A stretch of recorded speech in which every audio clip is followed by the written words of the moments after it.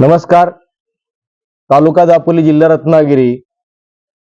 आम्ही दिनांक 16 फेब्रुवारी 2026 पासून लिपिक वर्गीयाची वेतन त्रुटी दूर करणे यासाठी राज्यस्तरीय पूर्ण सर्व जिल्हा परिषदामध्ये काम बंद आंदोलन करत आहोत. आमची प्रमुख मागणी लिपिक वर्गीय संवर्गाची 4थ्या वेतन आयोगापासून प्रलंबित असलेली वेतन त्रुटी दूर करणे आणि जुनी पेन्शन जशा तशी लागू करणे अशा मागण्यासाठी आम्ही शासनाला वारंवार निवेदन दिलेले आहे. तथापि आमच्या निवेदनाचा शासनाने कुठल्याही प्रकारे विचार केला नाही.